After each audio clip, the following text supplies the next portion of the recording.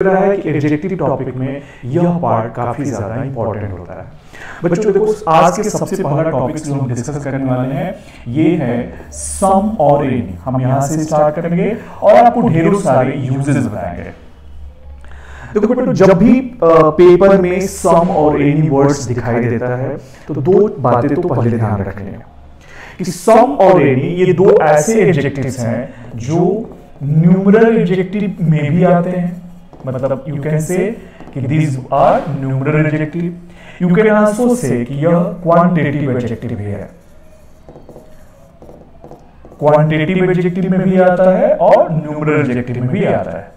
मतलब इन दोनों से एक चीज तो हमें पता चल गया कि जब भी पेपर में अगर हमें सम और एनी लिखना है, सम एनी के बाद हमें दोनों तरह का नाउन हम लिख सकते हैं इनके साथ। हम इनके साथ काउंटेबल नाउन भी लिख सकते हैं और बच्चों हम इनके साथ अनकाउंटेबल नाउन भी लिख सकते हैं।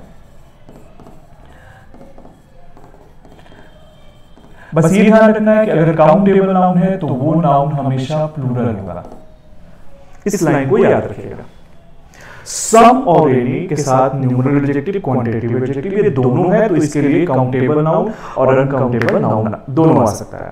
तो अब आप मुझसे पूछेंगे कि सर एग्जाम में इसका प्रॉब्लम कैसे आएगा? तो अगर मैं एग्जाम के प्रॉब्लम्स की बात करूं तो बच्चों पहला हम देखेंगे सम के बारे में। तो सम जब भी यूज करिएगा तो दिमाग में ये रखना है कि इसका जो यूज होता है इन अफर्मेटिव सेंटेंसेस ओनली। आप इसका यूज अफर्मेटिव सेंटेंस में करेंगे। अफर्मेटिव मतलब पॉजिटिव सेंटेंस, जबकि सेम मीनिंग में एनी वर्ड का जो यूज होता है ये यूज होता है इन निगेटिव सेंटेंस। याद रखिएगा, इसका यूज हम निगेटिव सेंटेंस में करते हैं। अगर मैं ऐसे लिख के आपको समझाऊं, जैसे एग्जांपल से समझिए बच्चों।